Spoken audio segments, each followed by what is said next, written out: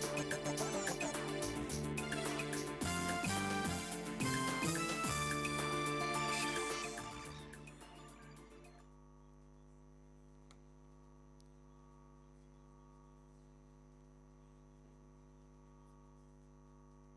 evening and you're welcome. This is the 7:30 news on CRTV. I'm Joyce Kimbi Foaju. I'm Kome Epule in Yaoundé. Our top story, the effective takeoff of Ilekam has been extended by 6 months, less than 24 hours, to its effective implementation. The amendment was conducted amidst heated debates in Parliament today. An old people's home worth 200 million CFA francs has been opened at Akono, some 65 kilometers from the nation's capital. The home will provide the aging with accommodation and health care.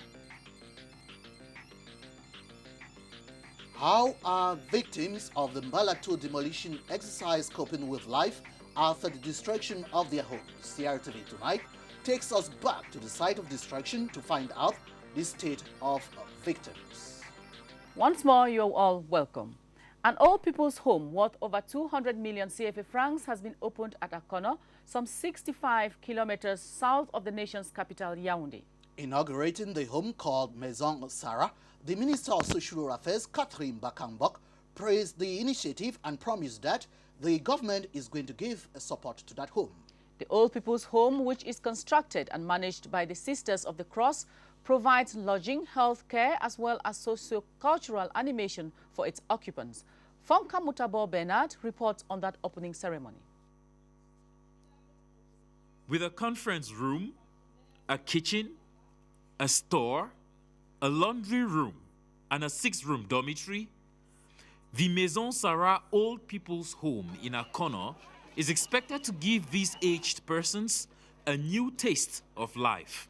And social workers here affirm that in our communities, abandoning the old is increasingly a reality. Abandoned by the family members, because at times they accuse them, saying that they are weak, they do practice witchcraft, or because they don't have children, they say, okay, they have passed all their times killing the children of others, let them suffer now in their village. Speaking at the inaugural, the Minister of Social Affairs, Catherine Bakangbok, said aging is a global concern, noting that 6% of the world's old now live in developing countries, and catering for them is no easy task.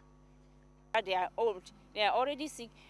Apart from that, some of them, they are really sick.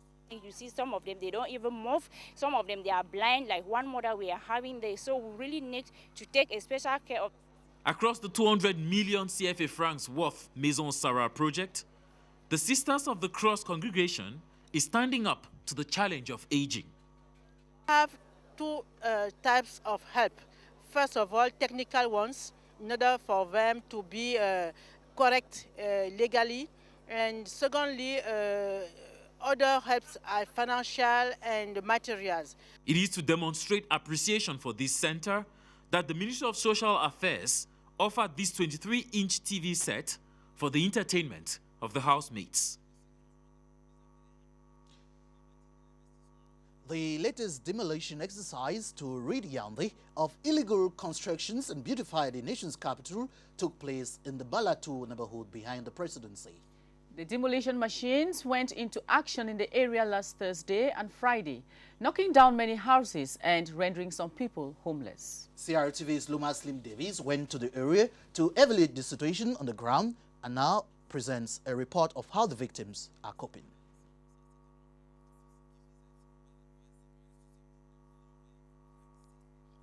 The move to give the city of Yaoundé a facelift befitting a capital is in high gear. And in the process, houses have been broken and families rendered homeless. The most recent demolition exercise took place at Epule, behind the presidency. For the victims, it is survival of the fittest. Now that these our houses are broken, we try to go and see the families near. The families that the house were not yet broken. We don't know if they are going to break those houses because they are also down here. And now The family that their house were broken now, those people are too in depression.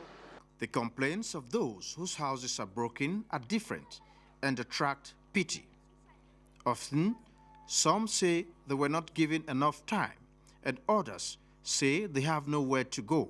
As the government have already broke these houses, if the government can help all these people, some of the people that have the papers of their houses, if the government can help them to try to find some places where the government will give them, so that, because now some people doesn't have even money and some others doesn't have place to sleep. And while some people recognize that they built illegally, there are those who lay claim to the land.